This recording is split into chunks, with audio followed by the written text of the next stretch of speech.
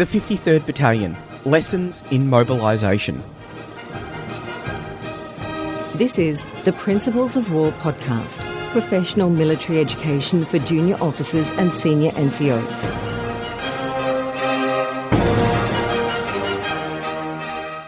Today we're going to be talking about chocos and their performance in combat. But before we get into that, just a quick shout out to the previous mini-series that we did, which was looking at the Chinese deception operations on the Yalu River in 1950. So episode 93 has proved incredibly popular. A lot of people interested in deception planning, Chinese deception planning, and how to develop an intelligence capability that is able to willfully deceive itself. Those episodes only released a couple of months ago, already in our top 10% of podcasts by download, so incredibly popular. Today's episode is about the 53rd Battalion, a Choco battalion. The 53rd Battalion had a few names: the Mice of Moresby, the Greyhounds of the Owen Stanleys, and that mob. Collectively, the term Choco referred to the citizen militia forces, the reservists. This was the name given to them by the AIF because of their perceived inferior training and equipment, and the fact that they would melt in the sun or melt in the heat of battle. The Mice of Moresby collectively referred to all of the troops who were stationed in Port Moresby in early 1942. This was the term given to them by Tokyo Rose, the Japanese propagandist who they would listen to on the radio. The term came about after the Emperor had heard of the rats of Tobruk, and so the soldiers at Port Moresby were called the Mice of Moresby. And this was something that they were actually quite proud of, to be compared to the soldiers who were fighting at Tobruk. The last two names referred specifically to the soldiers of the 53rd Battalion. The Greyhounds of the Owen Stanleys was said to refer to the 53rd and the speed with which it had retreated after the Battle of Izurava. This was clearly incorrect. Some of the troops were ordered to stay at Myola, the rest were ordered to move to Port Moresby, and that decision came as a complete surprise to many of the troops. Lastly, that mob, a name that was said to represent the way that they had conducted themselves in battle. Now, this is one of the really interesting questions about the 53rd Battalion and their performance in combat. The name came to be retained as a source of pride for the soldiers of the 53rd and the conglomerate battalion, the 55th 53rd, after the two battalions were merged. But we will look at why they got such a bad reputation, because not all of it was deserved. In fact, not much of it at all. I hadn't planned on doing this at this point, but I was able to get a copy of That Mob, the story of the 55th, 53rd AIF Australian Infantry Battalion. This was written by Frank Budden. He was a lieutenant in the 53rd Battalion. When people think of chocos in the Second World War, they invariably think of the 39th Battalion, an incredibly brave and effective battalion in the battles of Kokoda. Very few people think of the 53rd Battalion. Very few people have even heard of the 53rd Battalion.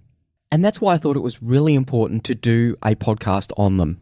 There were many soldiers in the 53rd Battalion who were incredibly brave, and their bravery is a special kind of bravery, particularly when you look at their training, their equipment, and their formation. I find it hard to assess the performance of the 53rd Battalion. After the Battle of Izurava, they were ordered to surrender their automatic weapons and move back to Port Moresby while the fighting on the Kokoda Trail was still in progress. Why this occurred, we'll get to. The history of the 53rd is quite confusing. Nowhere near as confusing as the situation in the Battle of Izurava. That was a lot more confusing, but because of the confusion that occurred there, it's very difficult to know exactly what happened. As far as their performance goes, there were definitely mistakes made at the tactical level, but I'm not going to dwell too much on those, because those mistakes were made because of mistakes higher up, mistakes at the operational and at the strategic level. The big questions about the 53rd Battalion are, what was it doing in New Guinea? How did it get to New Guinea? And why was it employed in such a manner? Many of the mistakes that were made by higher headquarters that denied the 53rd Battalion to fight as effectively as it could have were mistakes of mobilisation. Some of the decisions that were made at the strategic level can, with the benefit of hindsight, be seen to be mistakes. However, the important question is not the answers to these questions, but why were these questions being asked in the first place? How was Australia to be defended? Which troops would be used in what roles and where? These questions needed to be answered in a time and information deprived environment.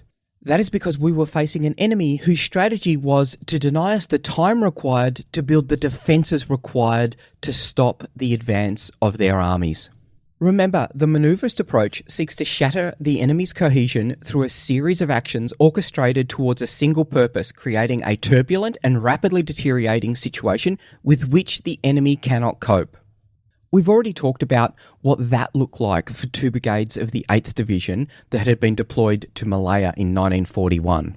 The 22nd and 27th Brigades fought incredibly bravely, but were ultimately doomed to be either killed or captured in Singapore. If you haven't listened to the Malaya campaign series, it's definitely worth a listen. There's about 15 episodes looking at what that manoeuvrist approach looks like when you're on the receiving end. A series of operational and tactical questions being asked where there are no good answers.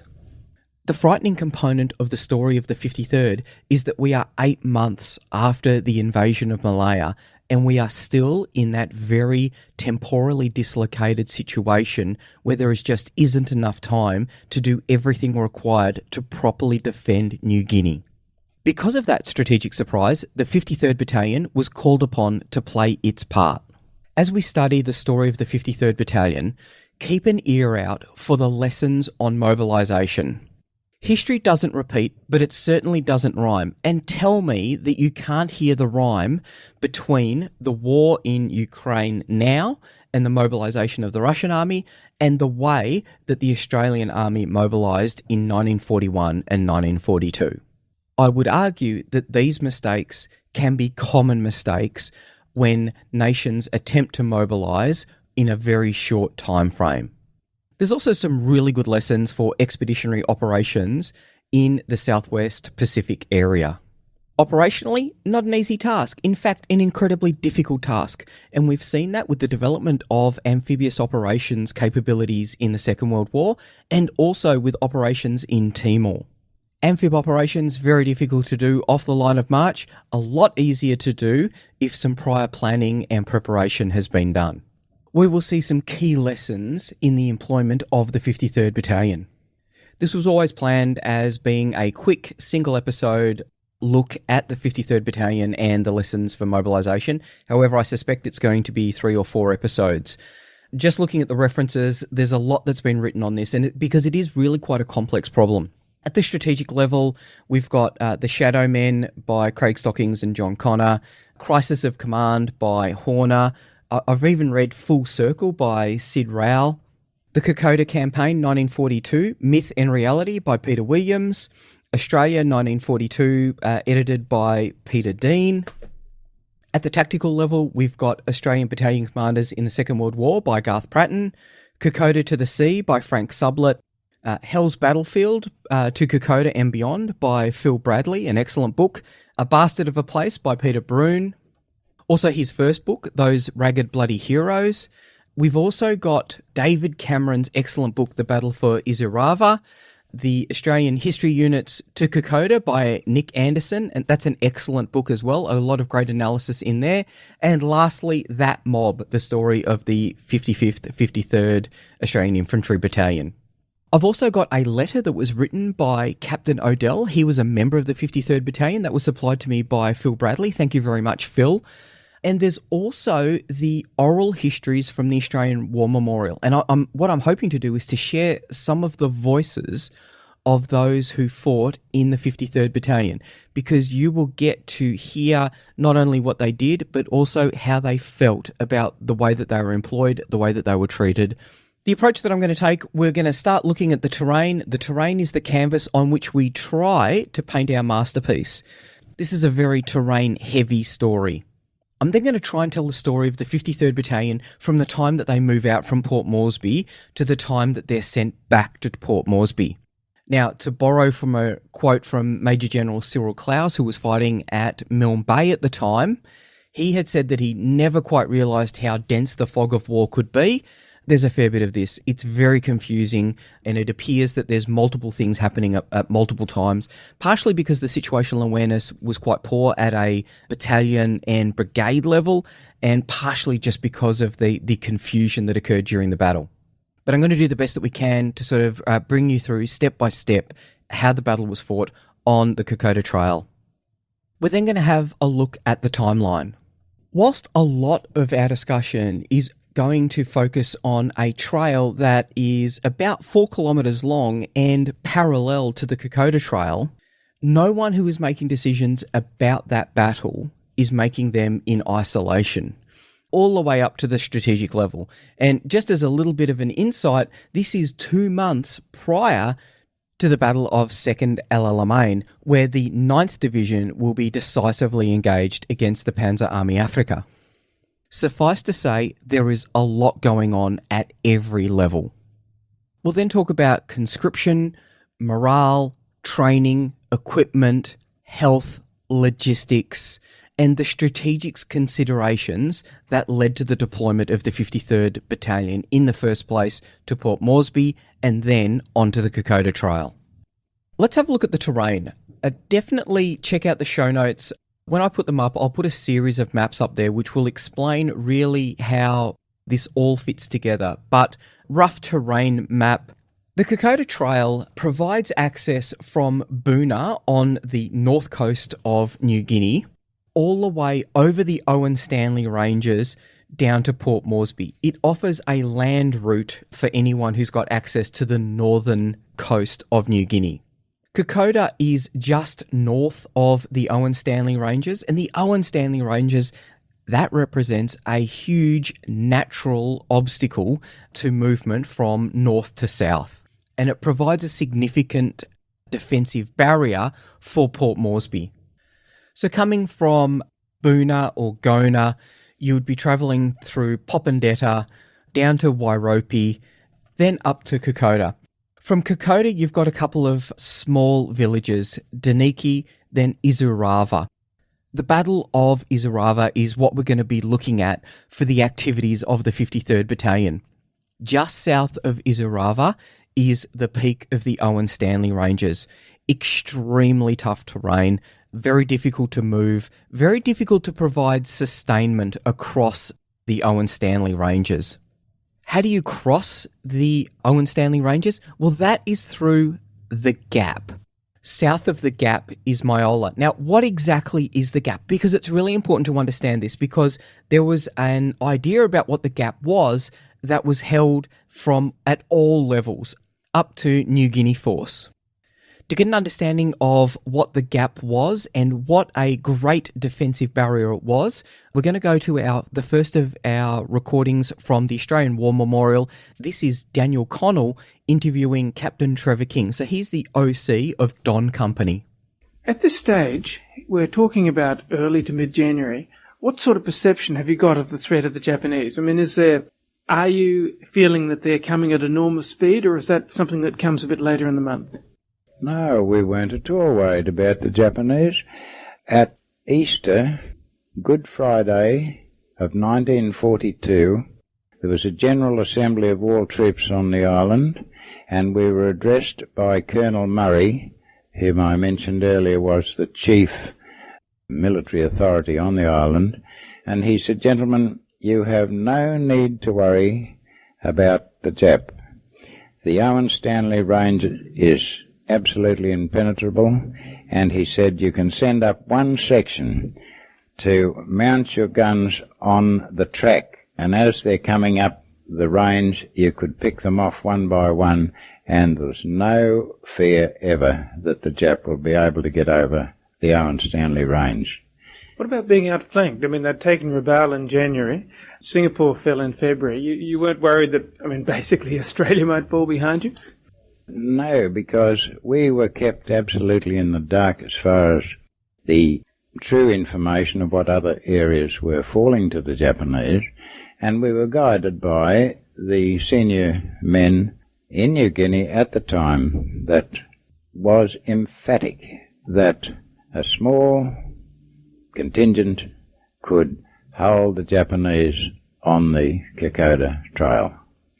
Were you going up to that country yourself and surveying it? Going up as far as we could, at the time a bit beyond Rona Falls, but that is only very, very close to Moresby compared with the complete hike over the mountains. The Japanese thought that the Kokoda Gap would offer a quick route for a land attack against Port Moresby. It turns out that the answer was somewhere in the middle. It did offer a route to Port Moresby, but it was certainly not quick, and the logistics effort to get troops across the Kokoda Trail was extremely difficult. The gap was actually about 10 kilometres wide, and what it did allow was aircraft to pass from north to south or south to north in a way that they would be able to often skirt underneath the cloud. So it was actually something that aircraft would use. Nowhere near as narrow and decisive terrain as was thought of by the Australians, and nowhere near as easy to pass as what the Japanese thought. The fact that the Australian forces had an understanding of the gap that was so wrong is a damning indictment on the reconnaissance activities. There was an organisation called ANGAU, the Australian New Guinea Administrative Unit. It was responsible for logistics and supplies in New Guinea, and there was a lot of people with a lot of experience in New Guinea who would have known exactly how difficult the Kokoda Trail was to manoeuvre over. And, of course, remember, time and reconnaissance is seldom wasted. One would have thought that New Guinea Force should have been pushing aggressively up the Kokoda Trail to be able to see exactly what it was like and, if it was required, how a sustainment plan would be created in such arduous terrain. That didn't occur. Trevor King describes what it was like moving on the trail. Well, the protest was just guts and sweat. There was no fanfare or trumpets. You merely had to carry everything with you. And we were assisted in that respect by what we later know as Fuzzy Wuzzy Angels. The native constabulary of New Guinea would allocate carrying boys to each company, and we, the company commander, would allocate a couple of boys to each platoon for the forward supply of food and ammunition. But as the Kokoda action developed, on many occasions, Captain King goes on to explain what it was like on the trail at night. Well, you slept with one eye open and one eye closed, and when it got tired, you switched them over because you didn't know you had your own sentries out around your perimeter. And you had patrols going all the time, trying to protect a fellow that may be asleep, or you hope he's asleep. But there's no question about it, he'd be asleep. The strain and physical stamina needed, it was so exhausting that if you had 10 minutes, you'd go to sleep, if you were quite sure that there were no Japs round about. Looking at the general Kokoda Trail terrain analysis, there's a significant difference between the appreciations of the Australian forces and the Japanese forces, and this creates an advantage for the Japanese, and that advantage is generated through the force compositions that they use. Firstly, they include artillery in the forces that they're going to bring. They have light mountain guns, they also have mortars. It is extremely difficult to move mountain guns in such precipitous terrain, let alone all of the effort that needs to be gone into to move the ammunition. A prodigious logistics effort is committed to by the Japanese so that they will be able to fight with artillery support. This is something that the Australian forces have none of until once the counterattack starts, much later in the campaign. We will look at the impact of artillery on the Kokoda Trail when we look at the guns of Irabawa, but suffice to say that the Australian troops had no indirect support for the Battle of Izurava. No mountain guns, no mortars, they didn't even have the Vickers. The heaviest weapon that the Australian battalions were carrying were the Bren guns. This would mean that Australian forces were always going to suffer from range overmatch by the Japanese when it came to indirect and direct fires. At Izurava, the Japanese were able to fire from one ridgeline to another, and there was nothing that the Australian forces were able to do in response. The other component of the terrain appreciation that enhanced Japanese combat power was the decision to bring engineers along. They knew that the track was moderately arduous. I don't think they really understood how arduous it was going to be. But what they didn't bring in artillery, they waited with extra engineers. So because they understood that it wasn't just about getting their soldiers to the front line, it was also about the huge logistics effort that would be required for sustainment of those troops in combat, the food and the ammunition that they would require. Japanese engineers were tasked with improving roads, improving stairs, improving defensive positions, and improving bridges. Apart from the work that was done to create the Golden Staircase, there was little work done to improve the ability of the Australians to manoeuvre over the Kokoda Trail during this defensive phase of the campaign. To the north of Izurava, there was Daniki, a small village, and then Kokoda. Kokoda was key terrain because it had an airfield. That meant that there was the capability to move troops to the north of the Owen Stanley Ranges without having to degrade their endurance and morale by walking all of that way. By the time the 53rd comes into contact with the Japanese, Kokoda has already been lost. Aerial supply was critical on the Kokoda Trail because the amount of food that porters would consume meant that it was impossible to supply troops and porters with food, let alone ammunition, without support from aerial resupply. For the troops at Izurava, this meant that the closest place for air resupply was Myola. The main feature that made Myola attractive for air resupply was two large dry lake beds, and that meant that aerial resupply could be done with parachuting the goods out of the side of Douglas C-47 Dakotas. The procedures for aerial resupply had first been trialled at the Battle of Hamel in 1918. On the Kokoda Trail, it was difficult to scale up the rate of supply into Myola.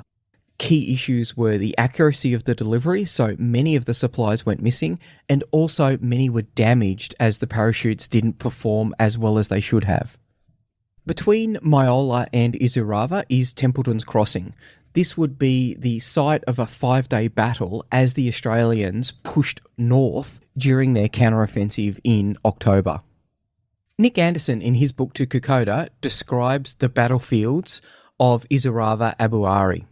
The two battlefields are separated by a striking gorge carved by the powerful Eora Creek through the northern end of the Owen Stanleys. On either side of the gorge are two prominent north-south running ridgelines. West of the gorge, on the Izurava ridgeline, was wartime Izurava. The village was re-established further to the north following the Kokoda campaign. The wartime village was situated between two small creeks, Front and Rear, which both fed down the slope into the much larger Eora Creek. Moving south through Izurava, the Kokoda Trail heads to the next village, which is Alola. While the trail continues south from Alola, a separate track branches off at the village, descending to Eora Creek, which it crosses before rising to the eastern side of the gorge. This track then skirts the Abu Ari ridgeline in the northern direction, roughly parallel to the Kokoda Trail, passing through the villages of Abu Ari and Misama. It is at Izurava that the 39th Battalion will be mainly fighting, and at Alola and Abu Ari that the 53rd Battalion will do most of its fighting. Definitely check out the show notes because it's difficult to visualise it without a map. A map makes it a lot easier to understand what's going on, and you'll be able to keep track of the battle as we discuss it. As we start to look at the battle, I want to keep this at the brigade level, or we're going to be looking at Maroubra Force, which was an ad hoc formation. Maroubra Force was named after Operation Maroubra, which was the forward area of the Kokoda Trail. Initially, it was composed of around 300 Papuan Infantry Battalion troops and the 39th Battalion. Let's just quickly have a look at the command of Maroubra Force because we might just start to see some problems. At the start, it was the CO of the 39th Battalion, Lieutenant Colonel Owen, who was the commander of Maroubra Force. When he was killed in the fighting at Kokoda on the 29th of July, he was replaced by Major Alan Cameron. He was a staff officer from the 30th Brigade. He was replaced when Lieutenant Colonel Ralph Honor came out. He would be the new commanding officer of the 39th Battalion. 3 days later, Brigadier Porter, who was the commander of the 30th Brigade, took over command of Maroubra Force. So 30th Brigade, the Militia Brigade, it was made up of the 39th Battalion, 49th Battalion and the 53rd Battalion. However, on the 23rd of August, Brigadier Potts takes over command of Maroubra Force. As we see the number of troops increasing in Maroubra Force, the level of command goes up. It's now being commanded by a brigadier. Brigadier Potts, the commander of the 21st Brigade, and he is given the immediate task of retaking Kokoda. So, critically, just between the 29th of July and the 23rd of August, so less than a month, we have Major Cameron, Lieutenant Colonel Honor, Brigadier Porter, Brigadier Potts. 4 commanders in less than 4 weeks. These command handovers are being conducted whilst Maroubra Force is in contact. I want to keep the discussion at a low tactical level until we've had a look at everything that the 53rd Battalion had done, and then what we'll do is we'll look at the operational and strategic events that affected it and impacted their ability to perform during the Kokoda campaign. Nankai Shitai was commanded by Lieutenant General Tomitaro Hori. His plan was to move south from Daniki in 2 parallel axes. He would use the 1st Battalion, 144th Infantry Regiment, to move south on Izurava down the Kokoda Trail and engage the 39th Battalion. The intent was to draw the Australian reserves into that battle. He would then use the 3rd Battalion, 144th, in a wide flanking move out to the western ridge, and with the intent of encircling the Australians at Izurava. On the easterly Abuari ridgeline, he would use the 2nd 144th Battalion. Their job was to cut off and destroy the Australians at Alola. Completing both these tasks would see the destruction of the 39th and 53rd Battalions, and presumably lay the way open for an attack on Port Moresby. On the 12th of August, the 53rd Battalion was ordered to start moving up the Kokoda Trail and reinforce the 39th Battalion. Importantly, Brigadier Arnold Potts had arrived in New Guinea in early August, and by the 14th of August, his 21st Brigade would be encamped just north of Port Moresby. It comprised the 2nd 14th and the 2nd 16th Battalions, and they would be ordered to move to Kokoda on the 16th of August. His other battalion, the 2nd 27th, that would be the reserve, and it would be located to protect Port Moresby. 21st Brigade, it's part of the 7th Division, and the Div commander came out to address them before they moved up the Kokoda Trail, and he told them to rush forward and sit on the gap because the Owen Stanleys are impassable. So even at this late stage, just before the Battle of Izurava, it is still a common perception that the gap can be blocked. Brigadier Potts, he will move up the Kokoda Trail. He will take over from Brigadier Porter. But the interesting thing is, 4th Commander of Maroubra Force, and we're relearning the mistakes of the fact of what the terrain is actually like. At this point, we've got the brave troops of the 53rd Battalion. They're moving up the Kokoda Trail. They're about to get to Izurava.